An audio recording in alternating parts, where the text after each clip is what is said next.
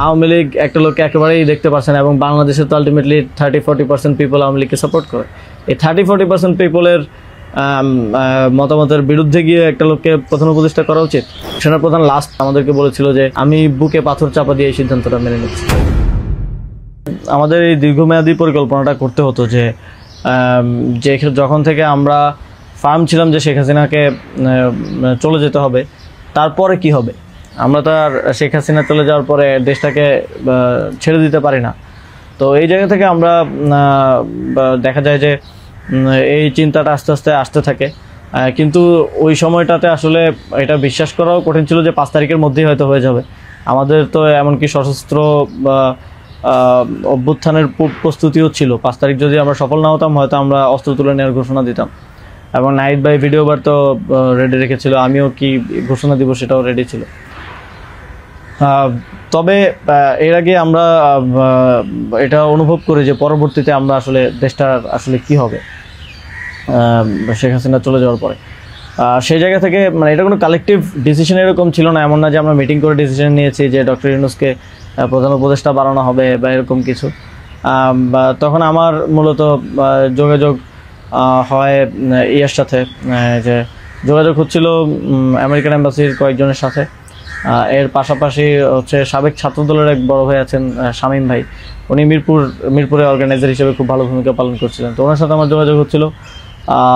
উনি মূলত ওনার যোগাযোগটা ছিল মূলত মুশফিকুল ফজল আনসারি ওনাদের সাথে আর কি। তো ওনার মাধ্যমে আমার ডক্টর আলী রিয়াজ, তারপর হচ্ছে বদির আলম মজুমদার স্যারদের সাথে যোগাযোগ হয়। ওনাদের সাথে আমি কথা বলি। 1 তারিখ যখন আমরা আমাদেরকে ডিবি থেকে ছেড়ে দেওয়া হয়, সেদিন প্রাথমিক কথা হয়, কিন্তু 2 তারিখ মূলত আসল কথাবার্তা শুরু হয়। ওনাদের সাথে কথা বলে এবং ওনাদেরকে তখন আমি জিজ্ঞেস করছিলাম যে ডক্টর মোহাম্মদ ইউনূস কি আসবেন কিনা যদি আমরা আহ্বান করি। তো সবার একটা কমন কথা ছিল উনি আসবেন না, কারণ ওনাকে এর আগেও তো অনেকবার চেষ্টা হয়েছে আহ্বান করার। ওই 24 নির্বাচনের আগেও একটা আলোচনা ছিল, এবং এর আগেও 19 সালের দিকে একটা আলোচনা ছিল। এর আগেও যখন তত্ত্বাবধায়ক সরকার ছিল তখনও ওনাকে আনার চেষ্টা করা হয়েছিল, বাট উনি সবসময় পলিটিক্যালি থেকে রিফিউজ করেছেন, দূরে থাকতে চেয়েছেন। তো আলী রিয়াজ স্যারও আমাকে বললেন, বদির আলম মজুমদার স্যারও বললেন যে উনি আসবেন না, আরও যাদের সাথে কথা হচ্ছিল উনি রাজি হবেন না, এই ধরনের একটা কথা ছিল। বাট আমি সরাসরি ওনার সাথেই কথা বলতে চাই, এবং তখন হচ্ছে শামীম ভাই আমাকে ওনার বর্তমান যে এপিএস সাব্বির ভাইয়ের নাম্বার দেন। তো সাব্বির ভাইয়ের সাথে যোগাযোগ করার পর সাব্বির ভাই আমাকে বলেন যে আমি তো স্যারের সাথে নাই। তো স্যারের সাথে মঈন চৌধুরী নামের একজন তখন স্যারের প্রাইভেট সেক্রেটারি হিসেবে কাজ করছিলেন। তো সাব্বির ভাই আমাকে মঈন চৌধুরীর নাম্বার দেন। মঈন চৌধুরীর সাথে আমি যোগাযোগ করি 2 তারিখ কি 3 তারিখ হবে, এবং ওনার সাথে আমার কথা হয়। এবং উনি তখন বলছিলেন যে স্যারের একটা ছোটো সার্জারি আছে। স্যার তখন ফ্রান্সে ছিলেন। তো সার্জারি আছে, এবং পরবর্তীতে আমি ওনাকে মেসেজগুলো ক্লিয়ার করার চেষ্টা করি যে আমরা চাচ্ছি এমনটা। তো উনি স্যারের সাথে কথা বলেন। স্যার আমাদেরকে পরে একটা মেসেজ পাঠান যে তোমরা যেটা করতেছো আমি তোমাদের সাথে আছি আর কি। এটা হচ্ছে 2 তারিখের দিকে স্যার একটা মেসেজ আমাদেরকে পাঠান থ্রু মঈন চৌধুরী, কিন্তু তখনও কথা হয়নি। স্যারের সাথে আমার প্রথম কথা হয় হচ্ছে, মানে আমি বারবার ইনসিস্ট করছিলাম সরাসরি কথা বলতে, কারণ সবাই অনুৎসাহিত করতেছে যে স্যার আসবেন না, আদার অপশনস দেখার জন্য, প্রধান উপদেষ্টা হিসেবে অন্য কাউকে দেখার জন্য অনেক নামও আসতেছিল, অনেক নামও সাজেশন আসতেছিল।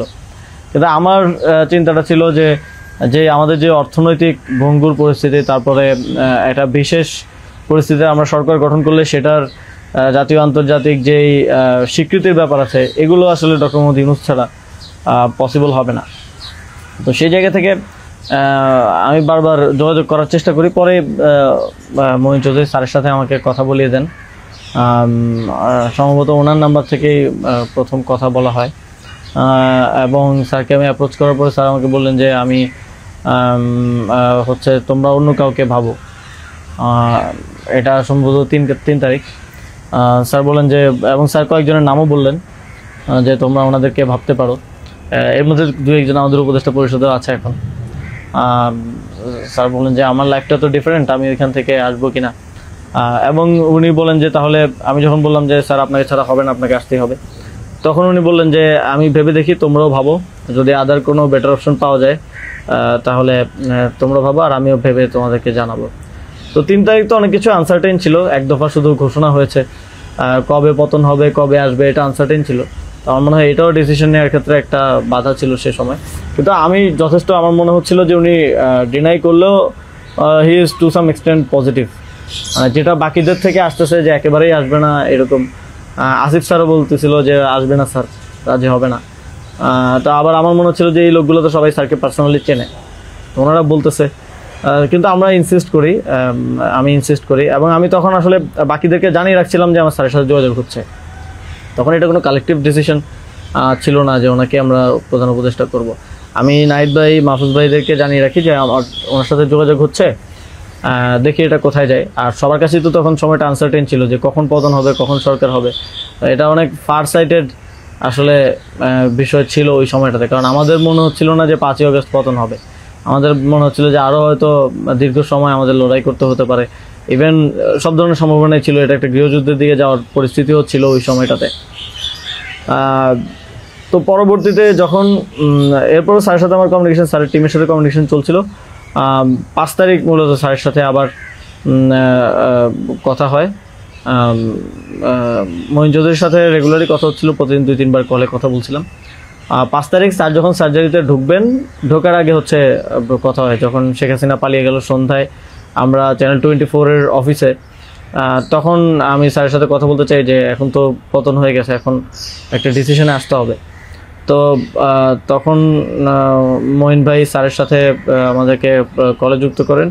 তো চ্যানেল 24 অফিসেই নাহিদ ভাই আর আমি আমার ফোন থেকে লাউডস্পিকারে স্যারের সাথে কথা বলি।